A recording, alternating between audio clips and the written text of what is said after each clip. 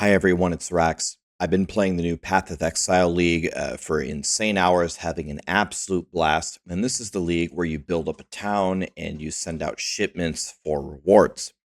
And this has been solved. I don't know who has solved this. If anybody in the comments can post who actually made this sheet, I would like to give them credit for it. Last night it was brought to my attention that someone has solved how to do this for the rewards, and I want to show this to you and also give you some tips and tricks about the town, which might be obvious to some, but might not be obvious to everybody. Okay, so first of all, you build up this town, and then you send out shipments. And I sent 2 ships out, and I can already tell you what these rewards are going to be. I have not looked at them. 100% promise you, I haven't looked at these rewards, but I can already tell you what they're going to be. Most of it is going to be currency. So let's take a look. The rewards, oh, look, it's almost all currency. Okay. And what about the other ship? Is that the same ship? It's almost all currency, right?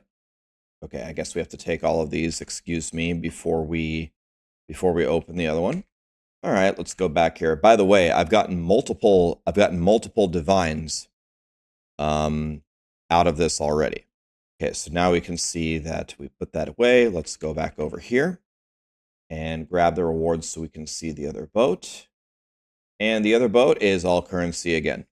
Okay, and currency is kind of what makes the world go round in this game. So how am I manipulating the ships to always give me currency as rewards? Well, it's due to this lovely spreadsheet that somebody made. Once again, I did not make this. So credit, I'll figure it out and we'll give credit to whoever that is. So we can look through this and see where you send your ship determines the reward type that you're going to get. Now, you could read through this whole thing, and if you're playing SSF, you might want to target something specific that you might need. But in the trade league, it's pretty easy just to get currency, right? And then you can buy whatever you want. By the way, I love the trade market from PoE. I'm going to have to make a review on this league, and spoiler alert, it's going to be super positive. Anyway, here's what I do. So I pick pretty much any harbor because all of the harbors, the crops give you currency. Wheat, corn, pumpkin, gourd, and blue xenophanathium, whatever the hell that word is. So we send the crops, and you can also send, whatever the bonuses that they're looking for are. If they're looking for 1,000 crimson iron bars, you can include that in the shipment too, no problem. And then the dust at the bottom multiplies your rewards for this much dust. So if you're really poor, you can just send 55 and get a 2x multiplier. But the optimal value to send them is 8,000 on every shipment. So the strategy becomes, when you send a ship, send them what they want, then load up the crops, and then send them 8,000 dust. And that's it. That's how I knew that this was going to give me currency. So if I go here, we select any port. I think I'm very low on crimson iron right now. Let's do this one. Okay, so he wants orichalcum. Okay, so here we go.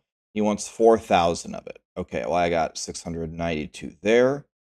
And okay, so this doesn't add up to 4,000, so you can just have it all. And then you can just start pumping a little bit of crops everywhere. Okay, then go here and type in 8,000. Boom. You can see the risk is a little bit high here. If you want to minimize your risk a little bit, you can turn the crops down slightly. Okay, you can see when you put it to 8,000, it sends your risk, it really multiplies your risk meter in order to multiply your rewards. So this should be very, very good shipment. That'll be done in 36 minutes. Okay, send them what they want, along with a bunch of crops with 8,000 of the dust. So let me tell you some other little tricks to this. If you just came for that one tip, I would understand if you want to close the video, but I want to show you some other things. Okay, so when you're doing the ore, if we go over here and you're mining the ore, I guess it'd be easier to see. Let me go back to it's probably easier to see actually in the shipping lane here. Let me just throw this away and pick this up so you can see the resources here. So there's a little trick here with some of these ores. So for example, bismuth ore. Bismuth, when you click on the ore, it's got those tornadoes swirling around it, and these tornadoes are absolutely deadly. I actually think in a hotfix, grinding gear games just nerfed the tornadoes, thank God. I believe when you click the bismuth ore, it like turns the whole screen black. I can't really see anything, and then it gives the monsters extra powers. So you want to know what I do with bismuth ore? I clear the whole map, and then I go back and click the ore. And it's easy. So that's one hint for bismuth. One hit for vericium ore. This is the ore where you channel it up, and you can channel it all the way to full. Unless you have a super Giga Chad build, what I've found is if you channel it all the way to full, usually you end up dying. And that does matter on softcore, even if you're playing softcore, because it costs you experience and it just doesn't feel good to die. So don't channel it all the way. Channel it a quarter of the way, maybe halfway, and kind of see where you're at, see where your character's at. But if you channel it all the way, you're almost certainly going to die. So another thing that keeps happening for people is you keep running out of gold and your workers aren't working, which is a huge problem. I actually think grinding gear games made it a lot easier because my wages used to be way over 4,000 gold and now they're down to 1,600, which is very manageable. But the way that I solve this is with the timers. So what I'm doing is, when you start playing, let's say, you work a 9-to-5 job, you're going to get on, you're going to play some PoE and have some fun. Okay, you don't have that long to play. You can play an hour or two and you're done. Well, if you know about how long you have to play and you know about when you might be able to play again, maybe you can't play almost for 24 hours. You can't play until, say, 7 p.m. the next day. Well, then obviously you want to have 22, 23 hours worth of worker time in your treasury gold before you log off. So what people are doing is they're willy-nilly spending gold on their on respecking their passives instead of using their orbs of regret, okay, which is what they're there for. And then they run out of gold. So what you want to do is right before you log off, map and grab some gold and then dump it all into your treasury before you log off and make sure you've got enough time for all your workers to work while you got to go to work, you got to hang out with your wife, you got to take your kids to soccer practice, whatever it is. And that way your town is always running, and when you get back, you will have full resources in order to upgrade everything. Similar idea. So I just ran, let's say I just ran a map and I have all this crap here with me, right? You want to load up the disenchanter before you log off. So when you run maps and you have all this crap that you would normally just vendor, throw it in here. Remember, this dust is the multiplier for your rewards in your shipments. If you can send 8,000 per shipment, you're getting a 3x multi on your rewards. So this is extremely strong. So you just fill it up here.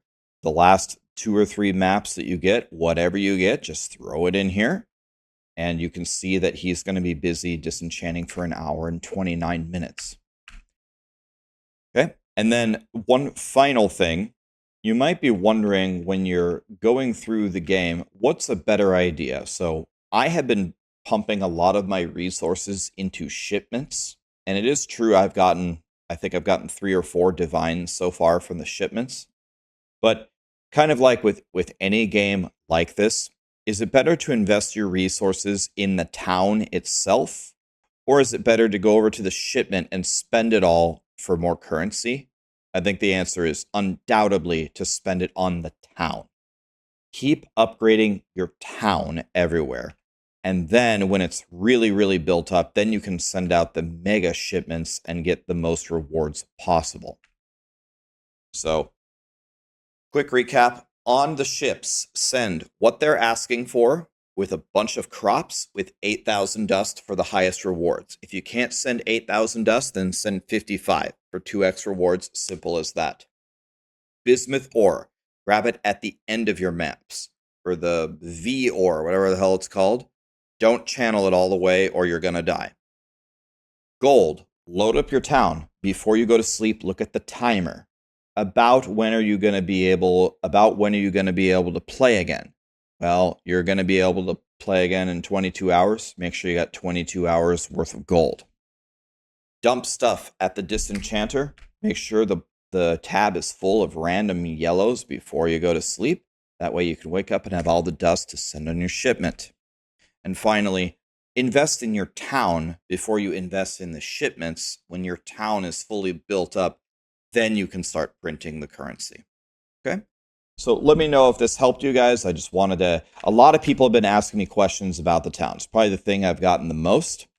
And in the next video, I'll make a guide on the build that I'm playing, which I think is pretty much the strongest build I've ever played, ever. And it's not my build, it's Zizzarin's build, but I want to draw attention to it because it's absolutely incredible. Thank you, guys.